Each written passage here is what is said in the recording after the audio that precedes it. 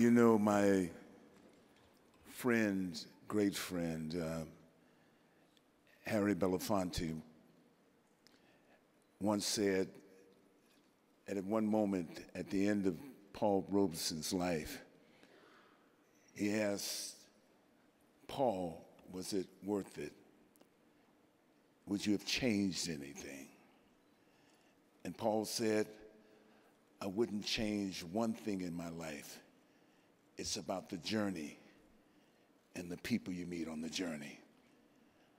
I've had the great opportunity to meet on my journey, not simply artists and do the work that I do, but I've had to meet on my journey from the earliest moments, working people, men and women who come alive and who fight and struggle for justice, not only with respect to their own union, not only with respect to their own craft, but justice for everyone. And I've had that opportunity to do that. So my place here with you today is to say that I am in great solidarity with you. Solidarity with Jerry Dias, the national president of this new union, this new merging of two unions, CAW and CAP.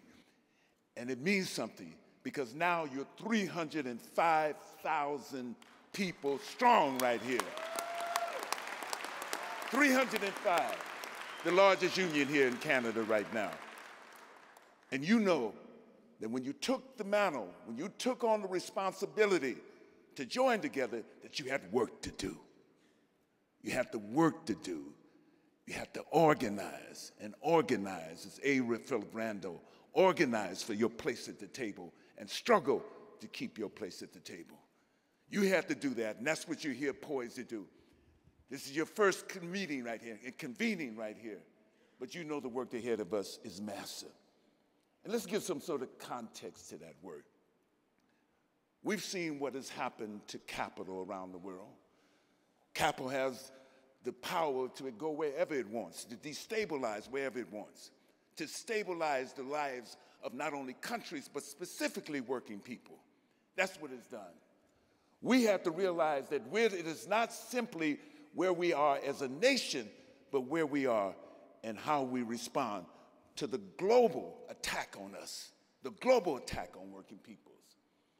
I've had the opportunity here to work with Nissan workers over the last year and a half in Mississippi. Mississippi, that dreaded Mississippi. Nina Simone sings about Mississippi. Mississippi, goddamn, is what she said. That's the same Mississippi. That Mississippi, where Nissan has moved in, promised certain things to workers, but did not promise them the right to organize. They were steadfast against that. They didn't want them to organize. No, they didn't want them to organize at all. So they could change whatever the playing ground anytime they want in Mississippi. They could change the fact that when workers were hired, when the plant opened, every single employee there was a permanent employee. Now, because they do not have a union representative, and the company, Nissan, has strongly fought against them, voting to have a union. Understand what I'm saying? Voting to see whether they wanted a union. Now, 40% of the workforce is temporary. So you have men and women who are working, who are permanent, working beside, doing the same work that men and women who are temporary, making a fraction of the wages that they do. So what has happened in that year and a half? You watch something extraordinary in Mississippi. You watch students at Tougaloo College and Jackson State come together and say, we're going to support these workers. Students now. Now, these students recall 50 years ago. These students recall that they're part of a journey, too, that did not exist just when they became students, but they come a long tradition of struggle. Long traditions of struggle for justice. They realize that, and they come to the table. You know what they say now? That workers' rights are civil rights. That workers' rights are civil rights. In the 21st century, the question is the right to exist, and workers' rights are civil rights. That's what these students have said. And you've watched these workers, one by one, moment by moment, stand tall, stand up, stand tall, and find that. Then what they decide to do is they want to find solidarity in other places in the world. So they go to South Africa. They meet members of NUMSA. And NUMSA is a strong union. NUMSA is a strong union, the National Union of South African Metal Workers. And they built solidarity with them. They went to Brazil, and they began to see solidarity with them and began to merge their own demands with those of Brazilian workers. They received some support from Australian workers, received support from French workers. They receiving support and building solidarity. Understand the claim. They're claiming their space. They're claiming a new narrative about building and about strengthening in a world where their right to exist is challenged.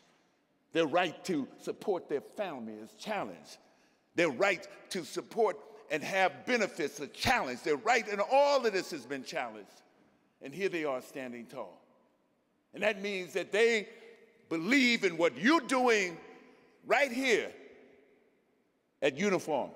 They believe in what you're doing and know that what you do makes their position even stronger in the world and in Mississippi as well.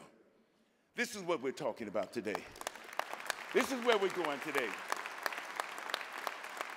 We know that there are challenges ahead of you and challenges ahead of working people, but we also know with challenges, there are great opportunities. There are great moments here for us to build and to continue to build. And I just want to say right off the top that I'm here, whether it was for hotel workers in Niagara Falls, where I was arrested, along with my great friend, Bruce Rayner, great labor leader, or whether it's with workers at the Rogers Center in Toronto, where we fought on behalf of them to get fair wages, to get living wages right there, that I'm here with you as well. And as I know that you will start beginning a campaign against Toyota, I'm here with you as well. So I want to let you know that right off the bat, you know, because I know that you're in solidarity with those workers or with other workers, all workers. Bruce and I had the opportunity to work with a group of primarily women in Cleveland, Ohio. Actually, it's Brooklyn, Ohio, outside of Cleveland. And they made clothes from a very chic manufacturer of clothes who decided that it was time to shut that plant down, a plant that hired more than 900 people, and move it to somewhere else where the labor is cheaper, while at the same time, they're going to expand their presence in the market, in the U.S. market. And they did very well in the U.S. market. They're a chic clothing. With the help of Cleola Brown and Bruce, we wrote a letter to the Academy. And we asked those who participated in the Academy Awards not to wear the clothes of that designer. And only 2 people showed up with the clothes of that designer. But we thought the die had been cast already.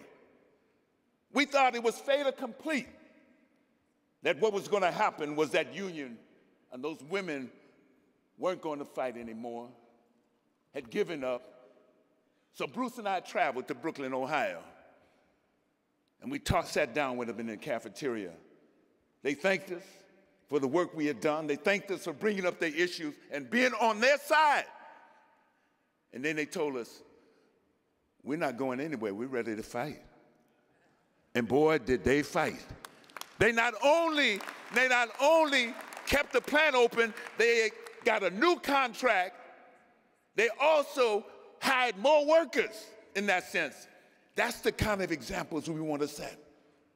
Those are the kind of things that we want to talk about. Those are the kind of victories on our journey that we want to embrace and celebrate right here. And that's why we're here. I've had the opportunity to do this with Bruce Rayner for the last 15 years, whether it's Mexican workers in the hills outside of Mexico City, or whether it's Hawaiian workers, or whether it's Puerto Rican hotel workers, wherever we've gone on the campaign, Hotel Workers United, we've gone on that campaign. And I praise him and thank him because he gave me the space. He gave me the space to be there. I mean, the space. You have to have the space. We've been able to create a space for very popular artists, hip-hop artists, to create this space.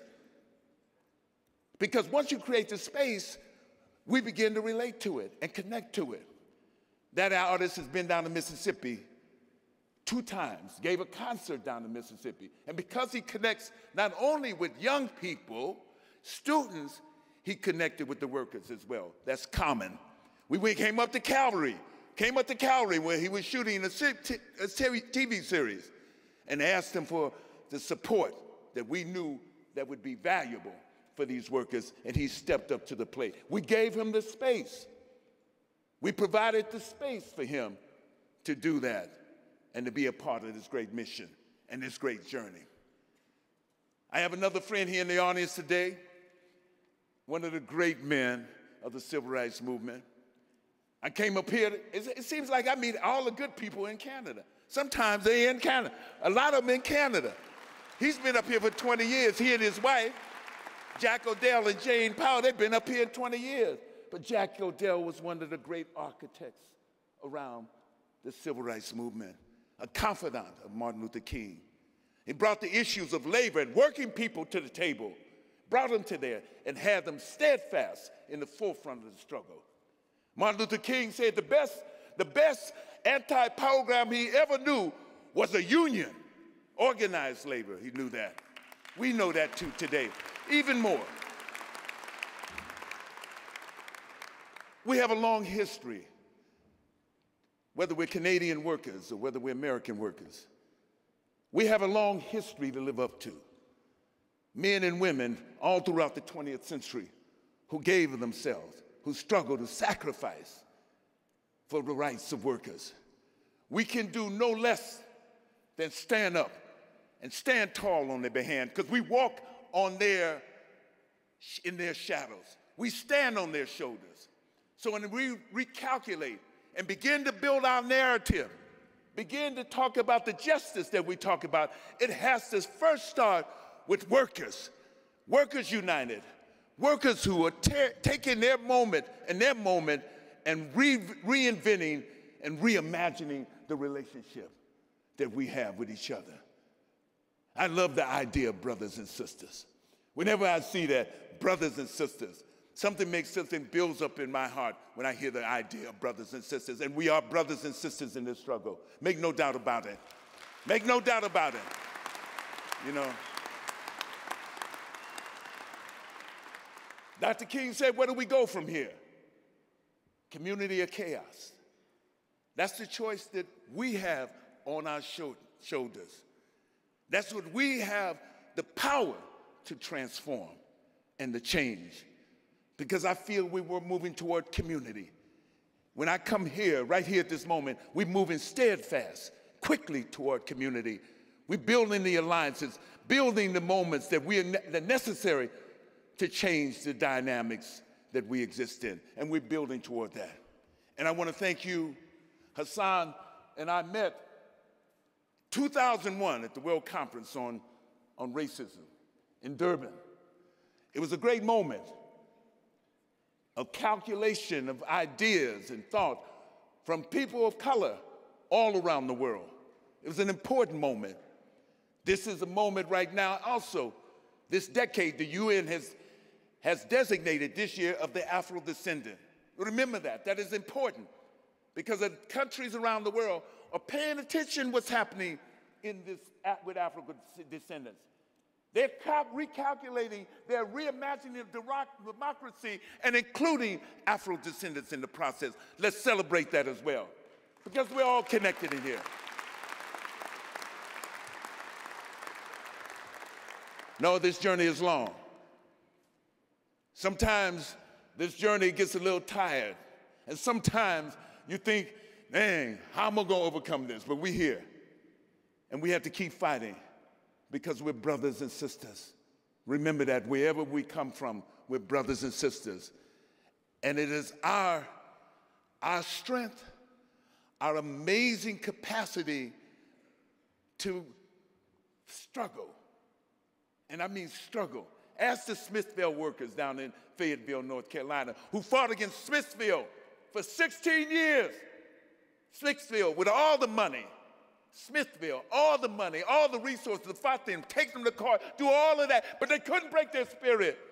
They've had their union for 3 years now. Ask them, normal working people, ask them what it's like and the journey. And they know that the journey has not ended with their victory. The journey does not, the world does not stand still. The journey goes on. The journey goes on in their struggle, and they're demanding justice, and that's what we're here to do. Thank you, brothers and sisters. Thank you so much.